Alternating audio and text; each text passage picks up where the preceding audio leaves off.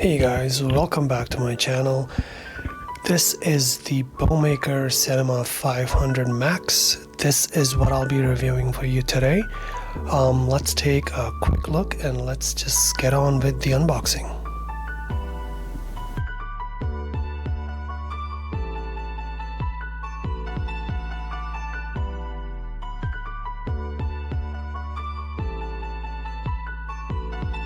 Hey guys, so before we get to the unboxing, I just want to tell you briefly why I chose this.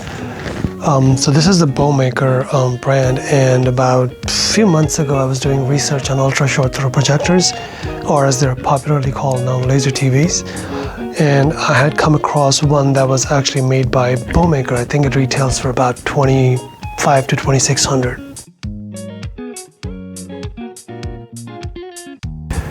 So at the time I didn't realize that Bomaker made other budget projectors too. So unlike many of these budget projectors that you see online, this is a company that makes high-end ultra short throw projectors. So I think that's what intrigued me. So I picked this one up. It's a full HD. It's got Bluetooth. It's got some new features like I think it's a new chip that is supposed to be faster. So yeah, let's do the unboxing.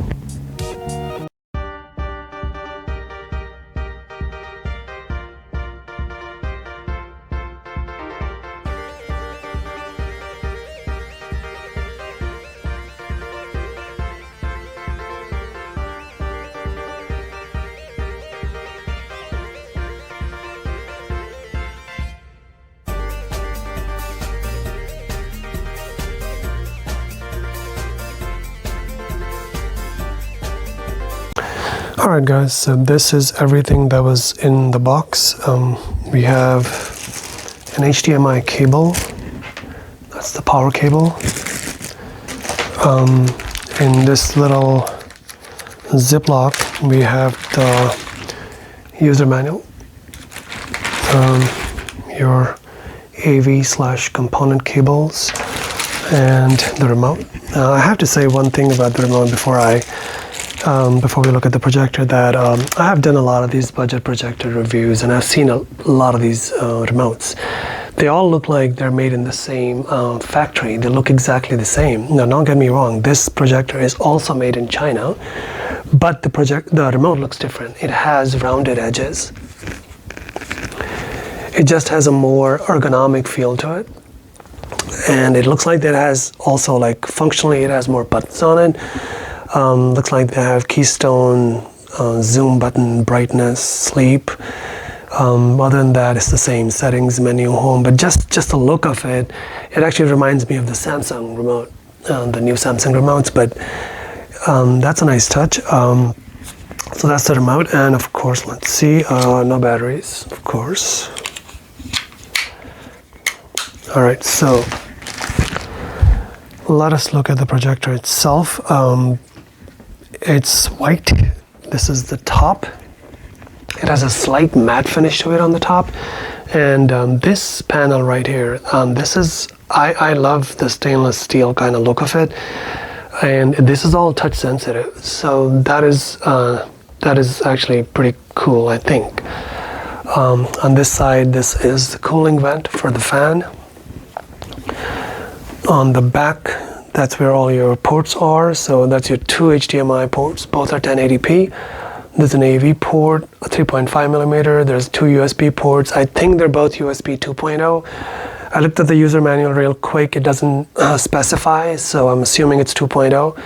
Oh, I should have mentioned that in the front there's your lens, your IR sensor, and of course the name, Bomaker. And there's IR sensor in the back too, and that's your DC power cable.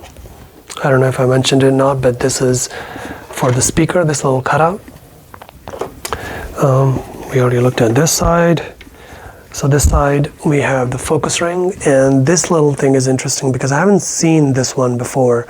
Maybe I just missed it in some of these projectors, but this is basically a little cover for your dust. What is it called? It's called dust covers or filters, and what they do is, as the fan works, this is where all the dust gets collected. So you're supposed to, I think, replace it once a month. That's what it says down here. Looking at the bottom, there are these 4 rubber feet, and then there's the adjustable knob in the front. Now, if you're wondering where the holes are for mounting, they're actually inside these rubber feet. So I took out one of these rubber feet just to see, and that's where the holes are. So any universal mount will work. So that's a quick look at the projector itself. I really like the look of it. It's slightly bigger than your usual, but I mean, it's not that big actually. It's just, it does look nice with the touch sensitive buttons, the little matte finish on the white on the top, and the front looks pretty clean too. That's the lens. All right, so next we will hook it up and test it out under different conditions. A quick look at the key features. This is a full native 1080p projector with dual band Wi-Fi, latest Bluetooth 5.0, 8000 lumens, 10,000 to 1 dynamic contrast ratio, as well as 4-point keystone correction. Guys, you know me, I always like to start out by testing the focus, because I feel like that's where most of these projectors fall short. This is a pattern that I've been using for a while. I like this pattern because it has numbers on all the edges, and it has some lines, and they're like small numbers. So if there were any focus issues, you would see the double lines, you would see the blurriness. And this is a big image. This is a 120-inch image. But I have to say that this is about as perfect a focus I've seen, especially at this size, on one of these budget projectors. Now, I'm not saying it's absolutely perfect, but I'm not expecting it to be, but this is as close to perfect that I've seen. So yeah, definitely impressed with the focus. As far as the noise level from the fan, I was getting about 50 decibels, and I was about 2 to 3 feet away. Now, obviously nobody sits that close to a projector, but at that decibel level, I don't think you'll hear the fan as long as a movie or something is playing on the projector. So I would say the noise level is definitely not an issue on this projector. This projector does allow for wireless casting for both iOS and Android devices. All you have to do is make sure the projector is connected to your Wi-Fi network. Once you're connected on the home screen, in my case it's a Galaxy phone S10, so I'll click on Miracast. If you have an iPhone, click on iOS, and it says simple as following the on-screen directions on your projector. In my case, when I went on my phone on the Smart View, basically you could see the Bomaker Cinema pop up. All I had to do was click on it, and it was connected within seconds, and basically within seconds I was casting from my phone to the screen. So the wireless casting works absolutely flawless, and it took me just a matter of seconds to cast. So guys, this is what the screen looks like when you first turn it on. There's a blue screen with the Bomaker sign. The boot up time is actually pretty quick. I think between the time you you hit the power button to the time the home screen shows up, it was about 10 seconds. So it was pretty quick. And this is what the home screen looks like. On top you have your options for wireless casting for both iOS devices and Android devices. You can play your movies, your music, your photos through an inserted USB drive.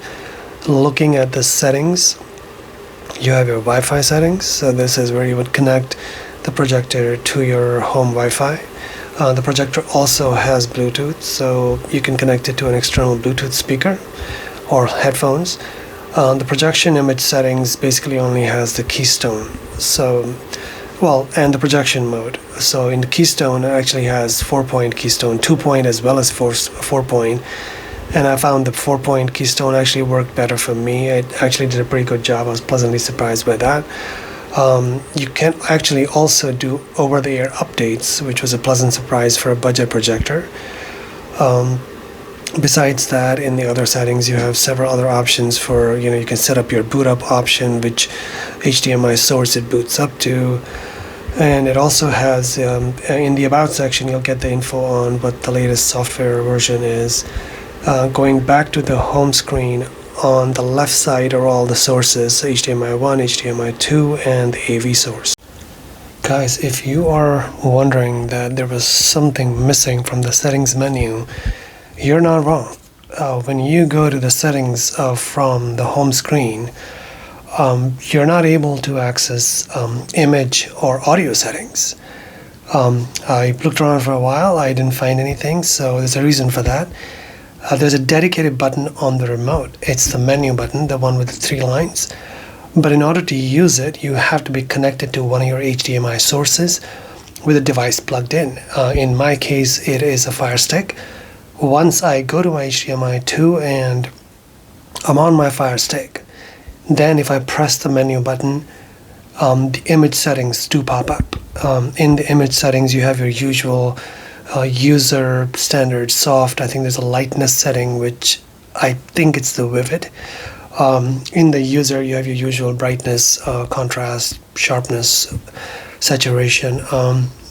In the sound settings, actually, when I was in the user mode, I was able to adjust a lot more things, because I realized that it actually gives you adjustments for high pitch, low pitch, and there's an equalizer that basically gets you all different frequencies. I've never seen that before. Maybe I was just missing it, but that's where you would find your settings for both image and audio.